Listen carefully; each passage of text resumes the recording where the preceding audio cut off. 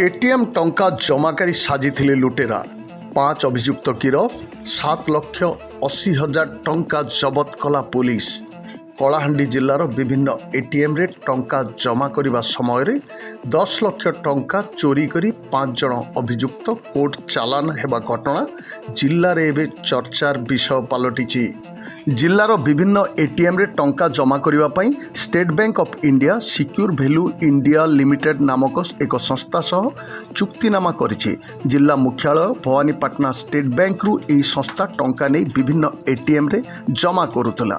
हेले एही टंका देखि लोभ संभाली न पारि शेषरे कर्मचारी माने लुटेरा साजिले, जहा फल से मानकु आज जेल जीवाकु पड़िछि। ଏହି ଘଟଣାରେ ସାମିଲ ଥିବା ଉକ୍ତ ସଂସ୍ଥାର 3 ଜଣ କର୍ମଚାରୀ ସମେତ ଅନ୍ୟ 2 ଜଣ ସହଯୋଗୀଙ୍କୁ ପୋଲିସ ଗିରଫ କରି ଶୁକ୍ରବାର ଦିନ କୋର୍ଟ ଚାଲାଣ କରିଛି। ଅଭିଯୁକ୍ତମାନେ ହେଲେ ସିକ୍ୟୁର ଭ୍ୟାଲ୍ୟୁ ଇଣ୍ଡିଆ ଲିମିଟେଡ୍ ସଂସ୍ଥାର କର୍ମଚାରୀ ଲକ୍ଷ୍ମୀକାନ୍ତ ରଣା, ଗାଡ଼ି ଚାଳକ ପକ୍ଷୀରାଜ ଗୌଡ଼, ସିକ୍ୟୁରିଟି ଗାର୍ଡ ଚଞ୍ଚଳ ରାଉତ ଓ ସହଯୋଗ କରିଥିବା ଅମିର ଗୌଡ଼ ଓ ଜିତୁ ଲହଜଲ।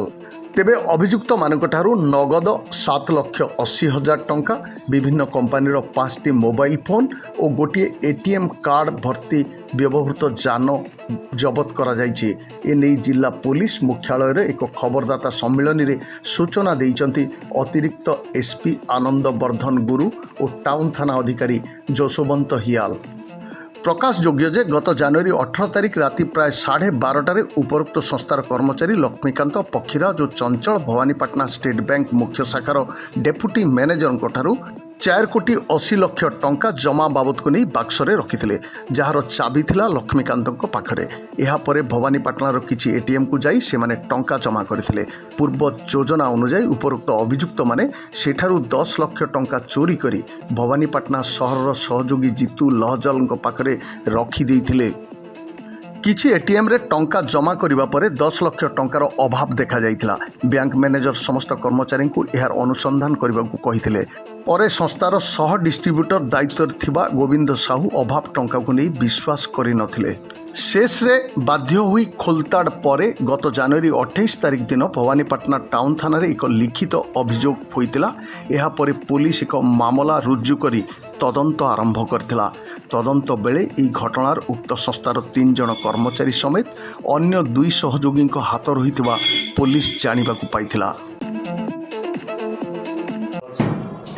सब एटीएम गुड़ाक टंका भर्ती सिक्योर वैल्यू इंडिया लिमिटेड बोली गोटे संस्था अच्छी जे कि तार ठिका नहीं तार हेड ऑफिस अच्छी मुंबई रे, तार एचआर मैनेजर रोचंती भुवनेश्वर। तो एचआर मैनेजर द्वारा एटिका लोकल कलाहांडी जी स्टेट बैंक एटीएम अच्छी टंका लोड पाई गोविंद चंद्र साहू ये होचंती मल्लीसुरा मुरीबाल थाना एरिया बलांगीर एसबीआई एटीएम रे। तो से अनुजाई गला 18 तारिख रे गोविंद साहू तांकर टंका लोडिंग व्हीकल जो अच्छी से व्हीकल रे state Bank of India main branch रु 10.8 करोड़ 10,80,00,000 टंका सॉरी 4.8 करोड़ 4,80,00,000 टंका स्टेट बैंक मेन ब्रांच रु से गाड़ी लोड कले। लोड कर लॉक एंड की करागला। से लक्ष्मीकांत रणा जी अच्छे से बाक्सर चाबी से रखिले आउ सहित ड्राइवर पक्षीराज गौड़ आउ सिक्यूरिटी गार्ड है चंचल राउत एमाने मिसी से गाड़ी रे बुलिकी जिते एटीएम शाखा अच्छी लोड कले। तो बहुत जगह लोड कर सारा केसिंगा एरिया जो लोड कला लक्ष्मीकांत रणा से कहले गोविंद साहू 10 लाख टंका सर्टेज अच्छी। गला 28 तारिख में से टाउन थाना रिपोर्ट देले, जो रिपोर्ट बेसिस रे कि टाउन थाना भवानीपाटना टाउन थाना रे केस नंबर 27। कलाहांडी शुभेन्दु कुमार पंडा रिपोर्ट कोशल प्रवाह।